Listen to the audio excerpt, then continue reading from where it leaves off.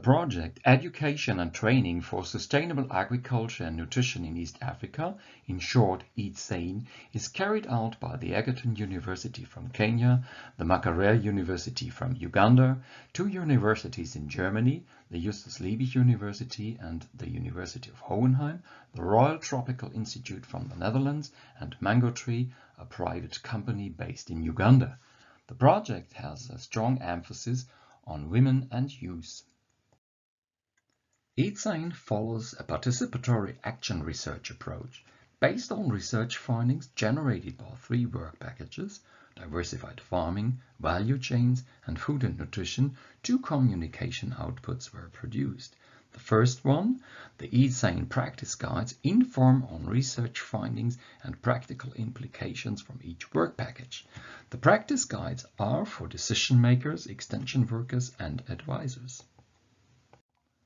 The second communication output, the Happy Family board game, was developed to show interrelation of household decision-making in agriculture, nutrition, and value chains, and can be used at various stakeholder levels to discuss farm household decisions to make them better.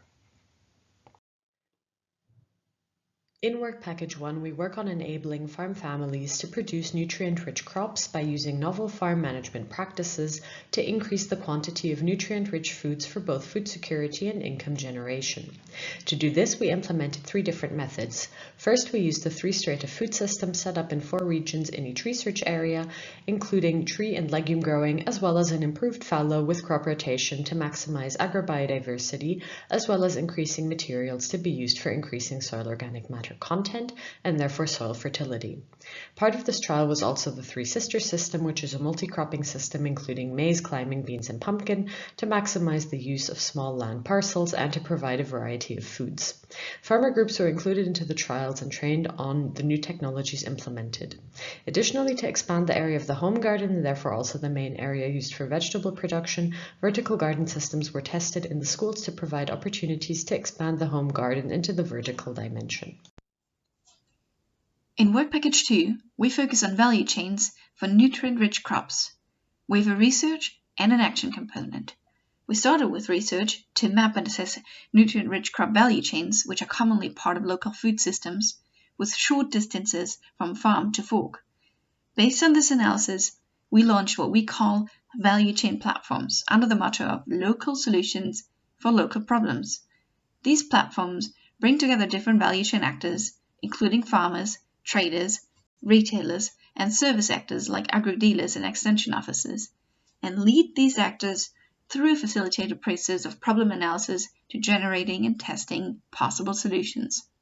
There are 2 value chain platforms each, in Uganda and in Kenya, comprising 15 to 20 individuals per platform. Additionally, we conducted different studies to get a better understanding of nutrient-rich crop value chains. We focus specifically on the issue of post-harvest losses, including physical, economic, and nutritional losses, and on gender relations. Recently, we also completed a survey among farming households and market actors on how they were impacted by COVID-19 and what this means for local value chains.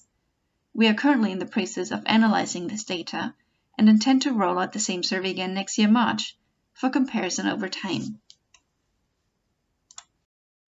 Following up on our baseline findings, we conducted trials of improved practices among 100 farm households.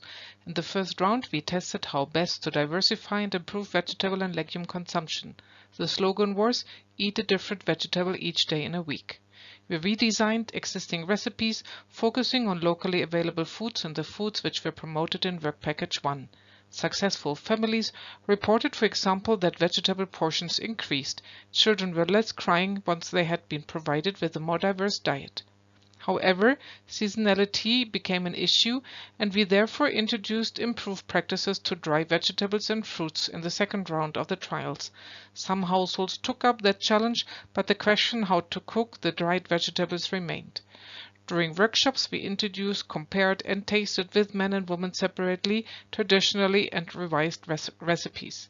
We were happy to notice that revision of recipes was culturally acceptable and had a high chance to be liked more than the traditional ones.